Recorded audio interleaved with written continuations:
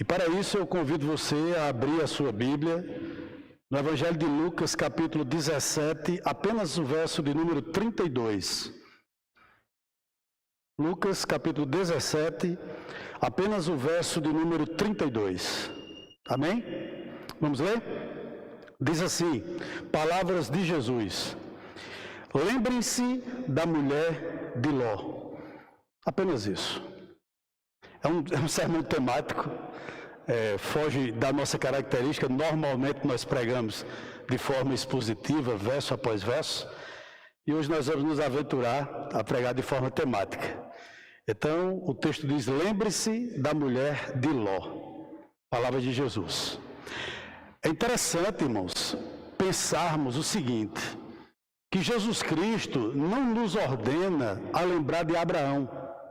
Jesus Cristo não nos exorta, ou seus discípulos, a princípio, a lembrarem de Isaac, a lembrarem de Jacó, quem sabe a lembrar de Sara, de Ruth, de Raabe, de Ana. Não.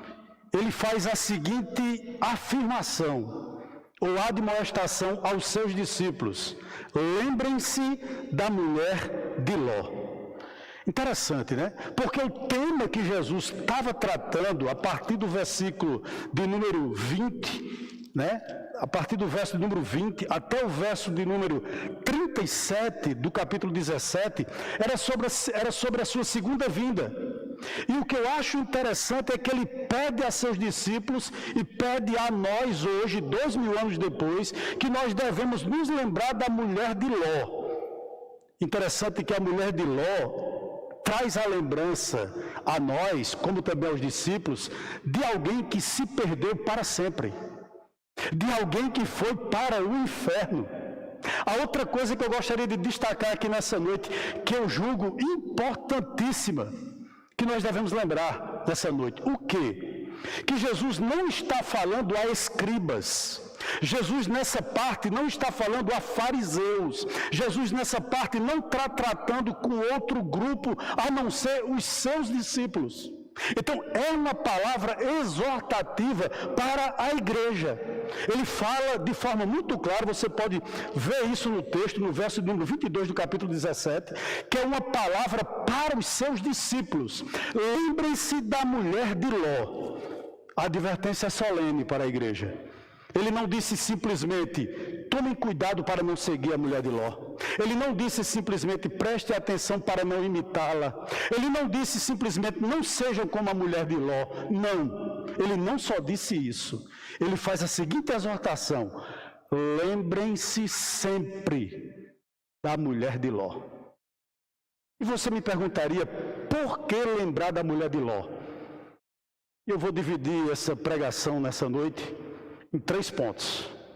O primeiro ponto que eu gostaria de destacar nessa noite é falar sobre os privilégios da mulher de Ló. É interessante a gente pensar sobre isso. Por quê? Porque alguns comentaristas dizem o seguinte, que no tempo que Ló viveu, no tempo que Abraão viveu, a cada 100 pessoas que existia naquele tempo, apenas uma tinha alguma revelação acerca do Deus verdadeiro. Então vamos pensar no seguinte, no tempo que Ló e a mulher dele vivia, não havia Bíblia, não havia pregadores itinerantes, não havia igreja, não havia panfletos. No tempo que aquela mulher viveu, a maioria das pessoas da terra vivia em densas trevas. Contudo, a mulher de Ló era uma privilegiada, e eu vou dizer a você daqui a pouco por quê. Porque ela foi uma mulher privilegiada. No tempo dela, raramente alguém tinha uma companhia espiritual digna de ser imitada. Não se tinha muitos bons exemplos. Não se tinha uma advertência clara como a mulher de Ló recebeu. E você me perguntaria, com base em que o senhor está afirmando isso? Primeiro, a mulher de Ló casou-se com um homem crente. Ela casou-se com um homem piedoso. E se você tem alguma dúvida acerca de Ló, do marido dela, eu convido você para mais tarde ir até a segunda carta de Pedro, capítulo 2, versos 7 e 8. O escritor sagrado diz o seguinte, que Ló era um homem justo, E o que ele via em Sodoma e Gomorra, o que ele via naquela cidade, deixava ele triste. Ele não concordava com a forma ímpia como os moradores de Sodoma viviam. Isso angustiava Ló. Por quê? Porque ele era um homem justo. Então, num tempo de densas trevas, a mulher de Ló conseguiu casar com um crente verdadeiro, Ló. Então, o que fica claro para mim aqui, que além disso, Ló era sobrinho do pai da fé, de Abraão. Então, além dela ter um referencial dentro de casa, Ló, ela convivia também com o tio de Ló, chamado Abraão, o pai da fé. Então, pense comigo, conjecture comigo nessa noite. A fé de Abraão era conhecida da mulher de Ló. As orações de Abraão, o conhecimento que Abraão tinha acerca de Deus, como também o conhecimento que Ló tinha acerca de Deus, não era de forma alguma oculto a mulher de Ló. Pelo contrário, ela tinha conhecimento de tudo isso. Então ela era privilegiada.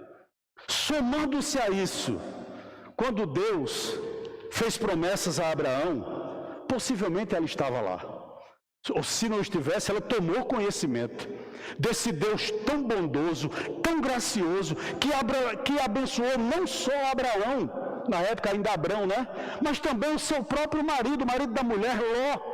Porque Ló cresceu juntamente com Abraão em termos financeiros de forma muito grandiosa, a ponto da própria terra não poder sustentar os dois rebanhos juntos, tiveram que se separar. Outra coisa interessante, quando houve uma briga entre 5 reis e 4 reis, que esses reis invadiram Sodoma, levaram Ló cativo, por intervenção de Deus e de Abraão aqui na terra, Abraão foi lá e trouxe Ló de volta, juntamente com todos os seus bens e com todas as suas mulheres. E interessante que nessa volta, quando Abraão vinha retornando, Melquisedeque, rei de Salém, veio ao encontro de Abraão, trazendo pão e vinho. Ela estava lá, ela presenciou essas cenas. Mas o que também me chama muito a atenção nos privilégios da mulher de Ló é que quando Deus resolve pôr um fim em Sodoma, Deus envia 2 anjos até Sodoma. E aqueles anjos, eles chegam até Sodoma e eles são convidados pelo próprio Ló para pernoitarem lá. Os irmãos sabem da história, né? Foi dado... Ló ofereceu muitas coisas àqueles anjos, né, deu de comida àqueles anjos, e alguns homens de Sodoma e Gomorra resolveram, de uma certa forma, querer abusar daqueles homens. E Ló diz, de maneira nenhuma, aqui em casa não. Mas eles tentam e aqueles anjos cegam aquelas pessoas todas, aquelas pessoas ficam tateando, procurando a porta sem achar. E uma coisa muito interessante é que o anjo diz o seguinte, olha Ló, prepara a tua casa, vocês se arrumem aqui, que Deus vai destruir Sodoma. Ao amanhecer, parece que Ló é um pouco resistente, juntamente com a sua esposa, e o próprio anjo, os anjos pegam na mão de Ló, pegam na mão das filhas de Ló, pegam na mão da mulher de Ló, e retiram eles de Sodoma e digam, vão e não olhem para trás. Que experiência grandiosa, meus irmãos. Eu tenho certeza, ou absoluta certeza, que talvez todos nós que estamos aqui, você que está me ouvindo, você que está aqui presente, você nunca conseguiu ver um anjo. Nunca uma experiência dessa aconteceu talvez com você. Essa mulher presenciou essa experiência, para muitas pessoas, única na vida. Veja que privilégio grandioso. Agora, uma pergunta que eu me fiz. O que tudo isso que eu lhe falei de privilégio produziu no coração da esposa de Ló? O quê? Praticamente nada. Ela continuou ímpia, apesar de ser religiosa e ser casada com um homem crente. Ela continuou uma ímpia. Qual é o grande perigo para mim e para você aqui nessa noite? É que possivelmente, talvez algum de nós que estejamos aqui, você que esteja me ouvindo, você foi nascido em um lar crente. Desde cedo e você bebeu o leite da verdade. Talvez você seja alguém tão privilegiado que desde a sua mais tenra idade, você escute grandes pregadores. Você participe todos os meses dos sacramentos, por exemplo, da Santa Ceia, você tome Santa Ceia, você seja uma pessoa batizada. Enfim, talvez você frequente uma igreja bíblica, uma igreja séria, mas o grande problema e o grande perigo, melhor dizendo, que nós temos que evitar é nos acostumarmos com o sagrado, sem termos uma experiência real de conversão. Esse é o grande perigo. Há algo importantíssimo que eu gostaria de lhe dizer hoje à noite, baseado nesse primeiro ponto. Preste atenção. Nada endurece mais o coração do homem do que a familiaridade infrutífera com as coisas sagradas. Iluminação da Bíblia é ótimo. Conhecimento da Bíblia é espetacular. Escutar pregações de pessoas fiéis ao texto sagrado deve ser buscado por qualquer um de nós. Recursos didáticos são excelentes. Ler bons livros, por exemplo. Companhia de pessoas santas. Oh, irmãos, como isso é bom nas nossas vidas. Todas essas coisas agregam muitas bênçãos na nossa vida. Agora, a grande pergunta que eu quero lhe fazer nessa noite é a seguinte: você já tem sobre a sua vida a graça do Espírito Santo? A pergunta que eu gostaria de fazer a você nessa noite é o seguinte: o Espírito Santo já testificou com o seu Espírito que você é filho de Deus? A pergunta que eu gostaria de fazer a você hoje à noite, que é membro de igreja, que é batizado, que escuta boas pregações, que talvez tenha um cônjuge crente, que talvez tenha pais crentes, que talvez tenha amigos crentes, a grande pergunta que eu gostaria de fazer a você nessa noite é essa: você já nasceu de novo? Sabe por quê, irmãos? Porque eu penso o seguinte, que ser regenerado é se encantar com Deus. Eu penso que ser regenerado é você ver Deus como seu Pai e se relacionar com Ele sem medo, sabendo que você é filho. Eu entendo que ser regenerado, irmãos, é você ter plena convicção de que em Cristo você foi perdoado, de que na pessoa de Jesus Cristo, pelos méritos dele, você também foi justificado, e você gloria-se nisso, na pessoa de Jesus Cristo. A minha pergunta é essa: isso aconteceu com você? Você confia em Cristo e somente nele? Amém. Que isso esteja acontecendo na sua vida. Então o primeiro ponto é esse: os privilégios da mulher de Ló. O segundo ponto que eu gostaria de meditar aqui com você aqui nessa noite é o pecado que a mulher de Ló cometeu. Logo que eu me converti, eu não conseguia entender por que Deus tratou a mulher de Ló da maneira como tratou. Pense comigo, qual o grande pecado da mulher de Ló?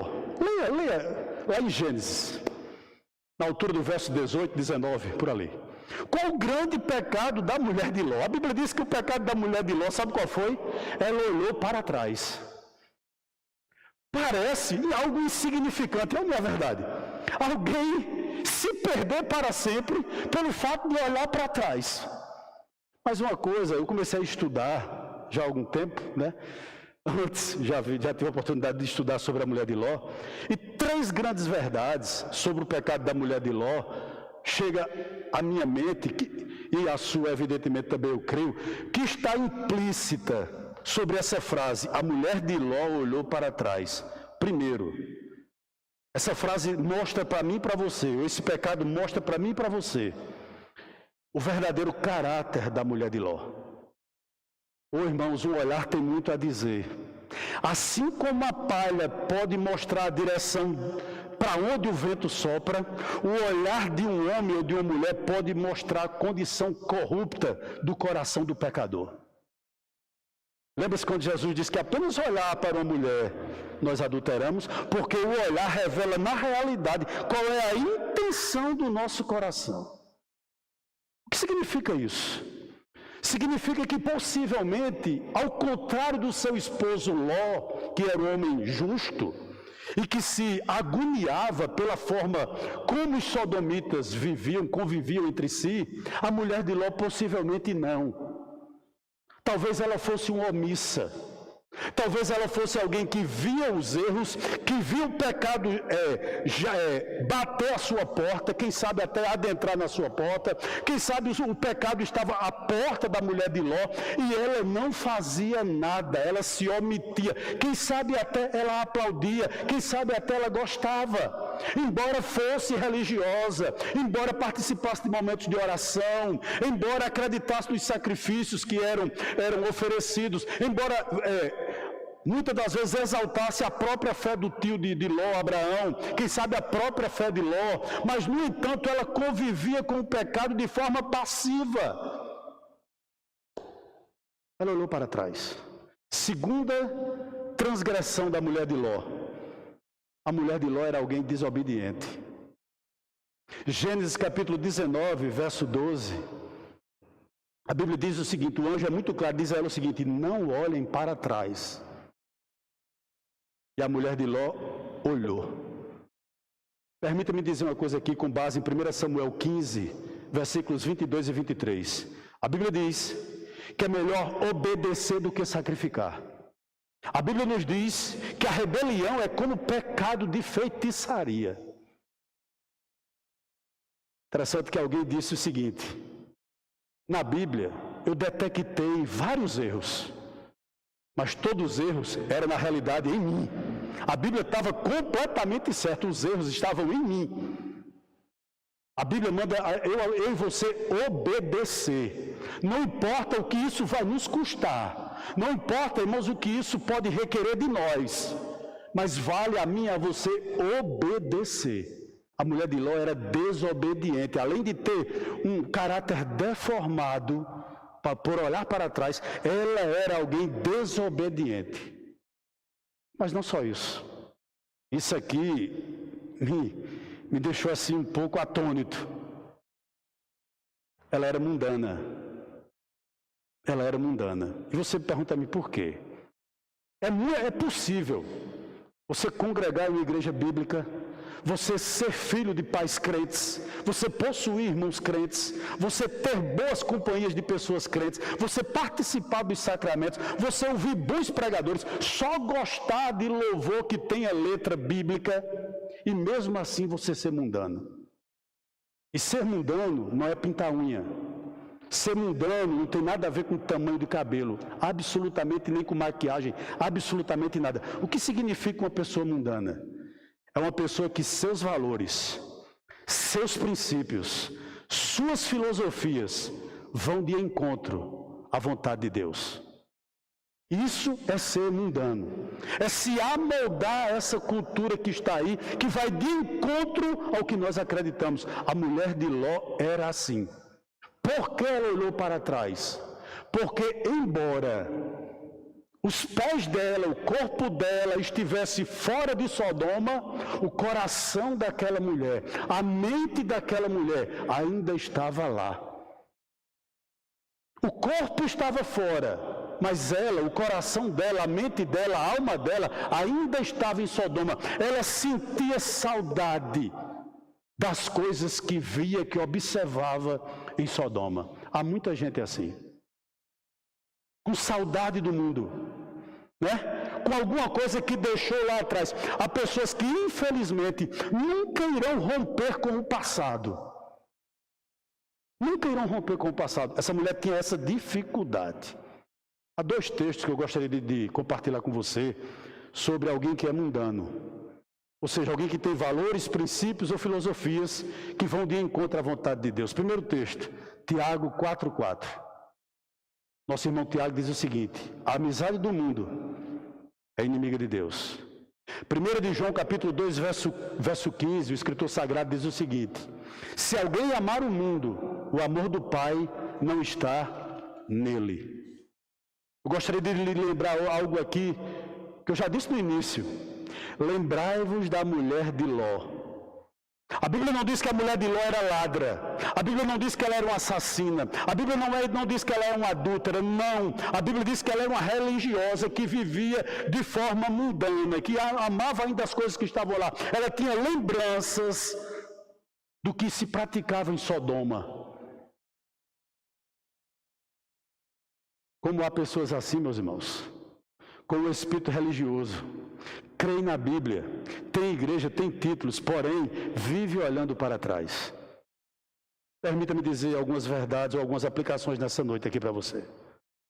Quantos jovens que começam bem, que você olha e diz, que jovem promissor, né? Uma pessoa que louva tão bem, uma pessoa tão envolvida com as coisas de Deus, tão quebrantado com as coisas de Deus, tem versículo bíblico na ponta da língua, mas de repente, quando você vai ver, e eu não estou dizendo aqui com ninguém da nossa igreja, graças a Deus, eu não vejo isso, até porque eu não vasculho Instagram de ninguém, não me interessa, mas infelizmente há pessoas que quando você olha o Instagram, quando você olha o que eles compartilham em Facebook, sabe, enfim, em redes sociais, mostram apenas uma coisa, que eles estão na mesma pisada da mulher de Ló. O espírito religioso está nele. Os versículos bíblicos muitas das vezes estão na ponta da língua. Os louvores são decorados de ponta cabeça. Porém, o que postam, o que digitam, o que compartilham, demonstram sem sombra de dúvidas que eles ainda estão olhando para trás. Lembrai-vos, pois, da mulher de Ló. Quantos casais estão na igreja, são ministrados, são acompanhados, são doutrinados, né? Até a igreja olha e diz, mas que exemplo de casal, fulano e Beltrano é um exemplo de casal. Contudo, aquele casal que aos pés, na frente do altar, diante de Deus e diante dos homens, prometeu fidelidade, prometeu viver até o final da vida. Aquelas pessoas que fazem votos diante do altar, com pouco tempo estão diante do juiz para se separarem. Por quê? Porque a Bíblia já não é mais a regra de fé e de prática dessas pessoas. O mundo entrou na vida dela. As filosofias mundanas entraram na vida dela. Ei, estão nas mesmas pisadas da mulher de Ló. Lembrem-se da mulher de Ló. Ô meu irmão, quantos líderes, quantos pastores, pessoas que eram referenciais, excelentes expositores da palavra, conselheiros, exemplos de pai, exemplos de marido, se perdem nos colos de Dalilas. Quantos homens de Deus, irmãos, adulteram o evangelho para tirarem proveito de enriquecimento ilícito. Por quê, pastor? Porque eles andam nas mesmas pisadas da mulher de Ló. Eu quero dizer uma coisa aqui a você. É triste falar sobre isso. Contudo, é muito mais triste ver isso. É muito mais triste perceber que isso ainda existe no nosso meio. É triste. Eu gostaria de lhe fazer uma pergunta muito sincera nesta noite. Está tudo bem com a sua alma? Por qual razão você segue a Cristo? São motivos secundários? É para agradar a alguém? É para agradar a sua família? É por conta do seu cônjuge? É para manter amigos? É para manter ambientes? É por causa de um título? Vou lhe dar um conselho aqui nessa noite. Sirva a Cristo por causa de Cristo. Porque o próprio Cristo nos diz o seguinte em Lucas capítulo 9, verso 62. Ninguém que, tendo posto a mão no arado, olha para trás, é apto para o reino de Deus. A mulher de Ló olhou para trás. Portanto, a grande exortação nessa noite, para mim e para você aqui é essa. Lembrai-vos, pois, da mulher de Ló. E por fim, terceiro ponto, é o castigo que essa mulher recebeu. Há um tema que eu tenho dificuldade de tratar, eu não sei você. Esse tema chama-se a morte. Irmão, se já é difícil morrer entre amigos, se já é difícil morrer sendo alvo de orações, se já é difícil morrer com a esperança do Evangelho, é algo muito sério, a palavra morte é algo muito sério, porém que coisa trágica é você morrer de forma repentina. Isso é terrível. Tudo parecia certo na vida da mulher de Ló. Eu creio que ela, o próprio Ló, jamais esperava que ela iria morrer. Você me permite um parênteses aqui nessa noite? O que pessoas como Faraó, o que pessoas como Ofni e Finéias, os dois filhos de Eli, que tinha um pai abençoado, que era a boca de Deus, o que pessoas como Saul, que tinha ao seu lado um homem como Samuel e se perdeu, o que pessoas como o próprio rei Acabe, que durante o reinado dele teve um dos profetas que teve o maior ministério em toda a Bíblia, chamado Elias, o que pessoas como essas que eu citei a você, como Ananias e como Safira, o que pessoas como Judas Iscariotes, lembra ou fala ainda hoje para mim e para você, o quê? Sabe o quê? Que brincar com essa verdade é um pecado. É isso que a mulher de Ló fala para mim e para você. Lembrai-vos, pois, da mulher de Ló, igreja. Né? Isso é muito sério. O que é que Jesus está advertindo à igreja? Ei, o inferno existe. Essa é a grande exortação. Ele é real, não brinquem.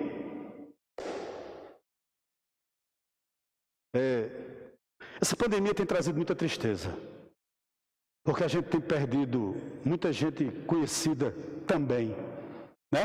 E quando nós perdemos alguém conhecido, irmãos, como isso machuca. E um rapaz próximo à minha casa, eu conheço a família dele, 37 anos. Ligou para a mãe do hospital à noite. Ele estava sofrendo com a Covid e disse: mãe, eu estou bem. Amanhã pela manhã eu estou em casa. A mãe, as irmãs, a esposa foram dormir tranquilas. E pela manhã receberam a notícia que aquele rapaz tinha morrido. Para mim e para você que está aí me ouvindo, a vida é curta, dura e incerta. E nós não temos o controle sobre ela. Né? Isso é o que mais deveria humilhar o ser humano. Que a manutenção da sua vida biológica depende de outrem, não depende de você. Por isso que essa exortação de Jesus, lembrai-vos, pois, da mulher de Ló. Mas o que eu acho interessante também é que uma pessoa sem a graça do Espírito Santo, isso aqui não mexe com ele. Porque Judas estava nessa reunião. Está nem aí. Né? Deixa eu falar aqui com você algumas coisas nessa noite. O mesmo capítulo que declara que Deus amou o mundo de tal maneira que deu seu Filho unigênito para que todo aquele que nele crê não pereça, mas tenha vida eterna, João capítulo 3, é o mesmo capítulo que diz no verso 36 que a ira de Deus permanecerá sobre o incrédulo. O mesmo evangelho, capítulo 16 de Marcos, o mesmo evangelho que diz, quem crê e for batizado será salvo, é o mesmo evangelho que proclama, quem porém não crê será condenado. Lembrai-vos, pois, da mulher de Ló. Posso refrescar a sua mente nessa noite? O que episódios como o dilúvio, como a destruição de Sodoma e Gomorra, como a derrota de Faraó e todos os seus exércitos, o que episódios como a destruição das 7 nações de Canaã nos mostra? Algo muito simples, o que está escrito no Salmo 9, verso 17. Os perversos serão lançados no inferno. É duro, né? Mas eu gostaria de que você raciocinasse comigo aqui. Você acredita piamente que na eternidade justos e injustos conviverão para sempre no mesmo lugar? Eu não acredito. Você acredita que na eternidade há um lugar chamado purgatório, onde você pode de alguma maneira migrar desse lugar para o céu? Sinceramente, a Bíblia não me dá base para isso. Essa é a grande realidade. Não há possibilidade de se converter após a morte. Eu tenho um livro que eu acho o título dele muito sugestivo para o que eu estou falando aqui. Evangelismo, uma coisa que você não vai fazer no céu. Olhe, depois que morre segue-se o juízo. E mais, pelo fato de alguém morrer, não o torna santo. Não o torna perdoado, de maneira alguma. Eu gostaria de lhe dizer uma coisa aqui nessa noite. Assim como o médico que vê um paciente muito mal e esconde a doença para ele, não é amigo daquele paciente, um pastor que oculta a doutrina do inferno em seus sermões, ele é infiel. Ele é infiel. Ele não é uma pessoa amorosa. Eu sei que talvez você pode estar aí me achando retrógrado. Quem sabe até um tanto quanto antiquado. Talvez você chame isso que eu estou pregando nessa noite de teologia do enxofre. Mas eu gostaria de lhe dizer uma coisa aqui maravilhosa. Qual o grande propósito do Evangelho? Qual? Fuja da ira vindoura. Lembrai-vos, pois, da mulher de Ló. Eu gostaria aqui nessa noite de concluir com algumas perguntas muito sinceras para você que está aí. Porque antes de Deus falar com você, Deus falou comigo. Antes da palavra cortar você, talvez esteja cortando, ela cortou a mim. E eu gostaria de fazer apenas 4 perguntas para você nessa noite. E gostaria que, sinceramente, você respondesse a você mesmo. Primeiro, você acredita na volta de Cristo? Você está preparado para ela? Se hoje fosse pedido a sua alma, como você estaria diante de Deus? Em outras palavras, você tem certeza da sua salvação? Segunda pergunta. Ou você é alguém indiferente ao cristianismo? Quanto tempo você vai permanecer em uma comunidade evangélica, cristã, cocheando entre 2 pensamentos? Sabe qual é o grande apelo dessa pregação aqui nessa noite? Conserte sua vida. Lembrem-se da mulher de Ló. Consertem a vida de vocês. Não sejam indiferentes. Não sejam como a igreja de Laodiceia. Nem é frio, nem é quente. Não sejam como aquele povo lá no tempo de Elias. Há quanto tempo Elias diz, vocês vão cochear entre 2 senhores? Se Baal é Deus, adore-o. Mas se o Senhor é Deus, adore a Ele.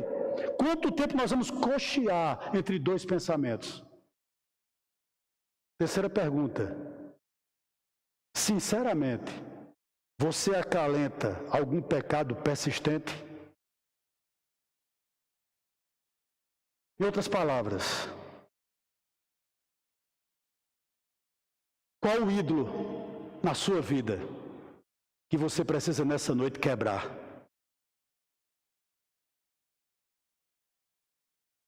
Quem saiba a forma como você trata seu esposo lhe diz isso. Quem sabe a forma como a esposa trata o esposo lhe diga isso. A maneira como você obedece ou não aos seus pais lhe diga isso.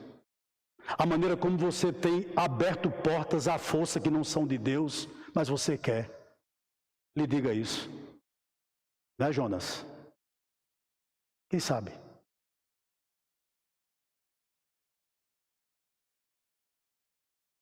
Quem sabe aquele intrigadinho de estimação? Qual ídolo você precisa quebrar nessa noite? Qual ídolo ainda persiste estar ao seu lado? Você está olhando para trás? Olhe não. Você já rompeu com o passado, ou pelo menos deveria já ter feito isso. Hoje é a noite que Deus te dá a oportunidade de romper com o teu passado. E por fim, qual foi a última vez que um sermão mexeu com você? Qual foi? Qual foi a última vez que você diz, Deus, esse mortal hoje tu usasse para falar o meu coração? Ah, como eu preciso me consertar, Senhor. Qual foi a última vez? Em outras palavras, a palavra ainda faz diferença em tuas atitudes? A palavra ainda te corta? A palavra ainda mexe contigo? A palavra ainda é poderosa para te consertar ou não? Termino esse texto com uma citação que eu não sei de quem é, por isso que eu não vou dizer o autor. Mas o autor diz o seguinte, preste atenção, meus irmãos. 1 minuto no céu é suficiente para esquecermos, ou melhor, para sermos consolados de toda miséria, de toda fome, de todo desprezo, das noites frias e das dificuldades que passamos aqui na terra. Lembrem-se da mulher de Ló, não queiram o destino que ela teve. Jesus Cristo é o mesmo ontem, hoje e eternamente. E quando o evangelho é pregado, ou ainda está sendo pregado, sabe por quê? Porque ainda há oportunidade para você. E Deus nos abençoe nessa noite, e que Ele possa ter falado ao seu coração, pela infinita misericórdia dEle.